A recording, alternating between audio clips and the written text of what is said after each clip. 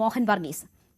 ഒരു വ്യാപാര യുദ്ധത്തിലേക്ക് എന്ന് കരുതിയ ഇടത്തു നിന്ന് ഒരു വ്യാപാര കരാറിലേക്ക് എത്തിയിരിക്കുകയാണ് ട്രംപും ഷീ ജിൻപിങ്ങും. ട്രംപ് 3 ആവശ്യങ്ങളായിരുന്നു ഈ ചർച്ചയിലേക്ക് പോകും മുൻപ് മുന്നോട്ട് വെച്ചത്. ആ 3 കാര്യങ്ങളും സാധിക്കുന്നു എന്നത് ട്രംപിന്റെ വിജയമാണോ അമേരിക്കയുടെ വിജയമാണോ?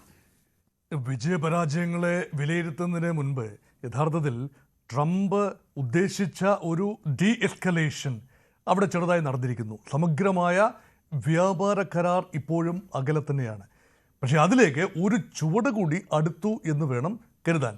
കഴിഞ്ഞ ട്രംപ് അധികാരത്തിൽ വന്നതിന് ശേഷമുള്ള 8 മാസം ചൈന അമേരിക്കൻ ബന്ധങ്ങളിൽ ഒരു വലിയ റോളർ കോസ്റ്റർ റൈഡ് തന്നെയായിരുന്നു. അപ്പോൾ വലിയ പ്രതീക്ഷയോടെ തുടങ്ങിയ ട്രംപ് അഡ്മിനിസ്ട്രേഷൻ ചൈനയ്ക്കെതിരെ പ്രഖ്യാപിച്ച ഈ ലിബറേഷൻ ഡേ പ്രഖ്യാപനം, അതായത് ഏപ്രിൽ മാസം 2-ാം തീയതി എല്ലാ രാജ്യങ്ങൾക്കും അവരവരുടേതായ തീരുവകൾ ഇന്ത്യക്കെതിരെ ഉൾപ്പെടെ പ്രഖ്യാപിച്ച സമയത്തെ 34% അഡീഷണൽ തീരുവയാണ് പ്രഖ്യാപിച്ചത്. നിലവിലുണ്ടായിരുന്ന ഫെൻറ്റനിൽ നികുതി അത് തുടരുകയും 20% ഉണ്ടായിരുന്നത് അത് തുടരുകയായിരുന്നു. പിന്നീട് ഘട്ടം ഘട്ടമായി ട്രംപ് നികുതികൾ ഉയർത്തി, അല്ലെങ്കിൽ ടാരിഫ് ഉയർത്തിക്കൊണ്ടുവന്ന് ഏതാണ്ട് 157% വരെ, അതായത് ചൈനയുടെ തിരിച്ചടി, അതിനുള്ള ബദൽ തിരിച്ചടി എന്ന നിലയിൽ 157% വരെ ഒരു വളരെ അപ്രായോഗികമായ ഒരു ടാരിഫ് പോളിസിയിലേക്ക് വരെ നീങ്ങി. പിന്നീട് ഡി എസ്കലേഷൻ കണ്ടു, വീണ്ടും എസ്കലേഷൻ കണ്ടു.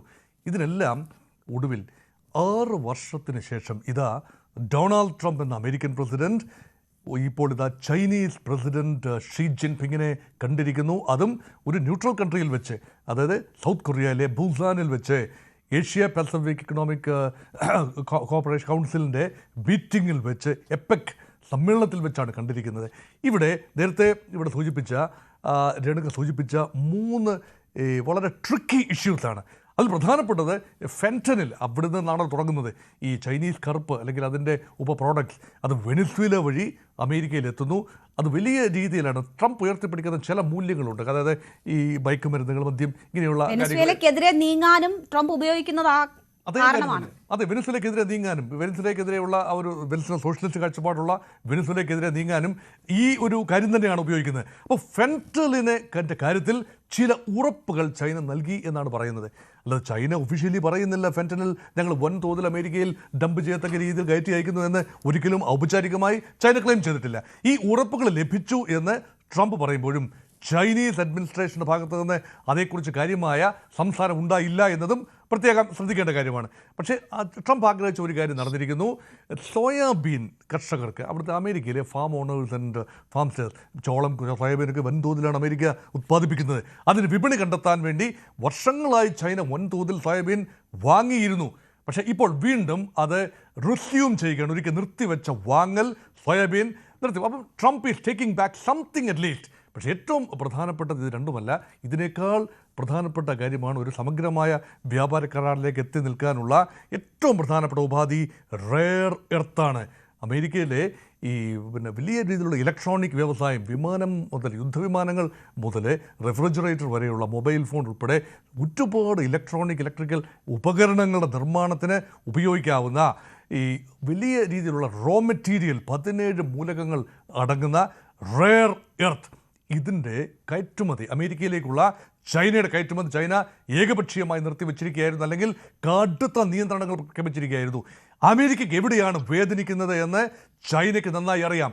റെയർ എർത്ത് ഇല്ലാതെ അമേരിക്ക മുന്നോട്ട് പോകാനാവില്ല.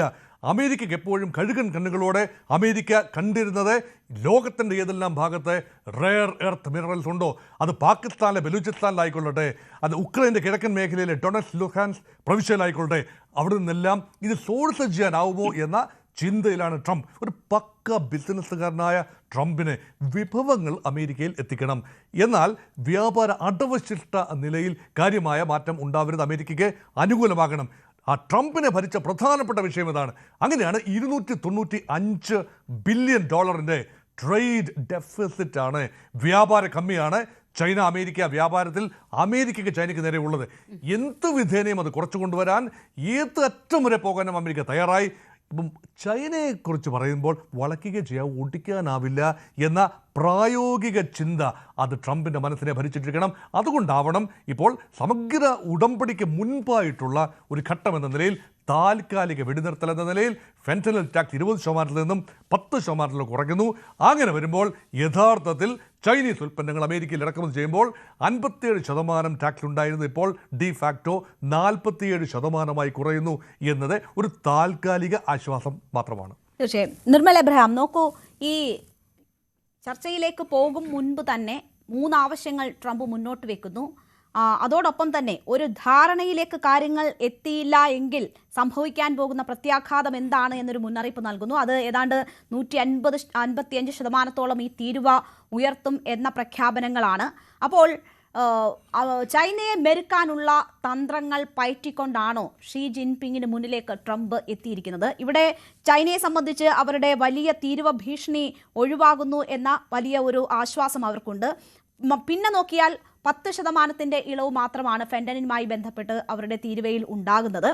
അതിനുമപ്പുറം വലിയ നേട്ടങ്ങൾ കാണുന്നില്ല. അപ്പോൾ അമേരിക്കയെ സംബന്ധിച്ച്, ട്രംപിനെ സംബന്ധിച്ച് ചൈന വലിയ രീതിയിൽ ഭീഷണികൾ ഉയർത്തുകയും ബദൽ മാർഗങ്ങൾ തേടുകയും അവരുടെ തീരുവ ഭീഷണിക്ക് മുന്നിൽ ഒട്ടും വഴങ്ങാതിരിക്കുകയുമാണ് ചെയ്തു വന്നിരുന്നതെങ്കിൽ പോലും ഇപ്പോൾ ഈ കഴിഞ്ഞ ചർച്ചയോടുകൂടി ഉണ്ടായിരിക്കുന്ന തീരുമാനങ്ങൾ ട്രംപിനെ സംബന്ധിച്ച് അല്പം മേൽക്കോയ്മ നൽകുന്നുണ്ടോ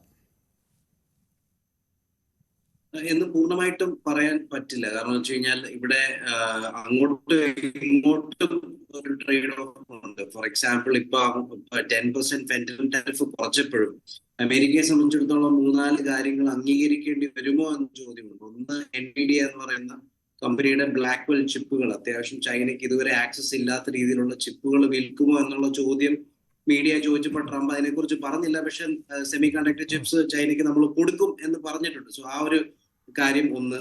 2, ഈ റെയർ എർത്ത് മിനറൽസിന്റെ കേസിൽ ചൈനയ്ക്ക് അമേരിക്കയുടെ മേൽ നിന്ന് മാത്രമല്ല ലോകത്തുള്ള ഒരുവിധം രാജ്യങ്ങൾക്കെല്ലാം മേൽക്കോയ്മയുണ്ട്, അവർക്കൊരു ആധിപത്യമുണ്ട്.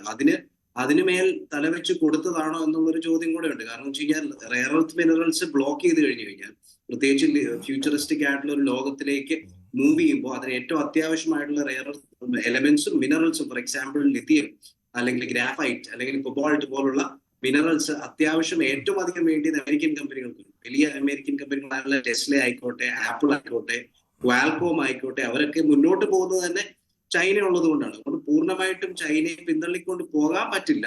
അതുകൊണ്ട് ഇംഗ്ലീഷിൽ ഒരു ചൊല്ലുണ്ട്, keep your friends close and your enemies close എന്നൊരു ചൊല്ലുണ്ട്.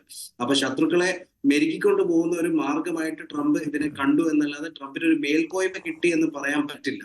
കാരണം ട്രംപ് മുമ്പ് പറഞ്ഞത് ഫെന്റനിലാണ് അദ്ദേഹം വാദിച്ചിരുന്നത്. അമേരിക്കയിലേക്ക് എത്തുന്ന ശക്തമായിട്ടുള്ള ഡ്രഗായിട്ടുള്ള ഫെന്റനിലിന് പിന്നിൽ പ്രവർത്തിക്കുന്നത് ചൈനയാണ്. പണ്ട് ഒപ്പിയം വാർ നടത്തിയ പോലെ ഞങ്ങളുടെ യുവാക്കൾക്കിടയിൽ ഫെന്റനിൽ പ്രചരിപ്പിക്കുന്നത് ചൈനയാണ് എന്ന് പറഞ്ഞ് അദ്ദേഹം 20% ടാരിഫ് ഒക്കെ ഇട്ടെടുത്തിയെന്നൊരു വിട്ടുവീഴ്ച നടത്തി. ആ വിട്ടുവീഴ്ച നടത്തിയതിന് ഫലമായിട്ടാണ് റെയർ എർത്ത് മിനറൽസിന് മേൽ എക്സ്പോർട്ടിന്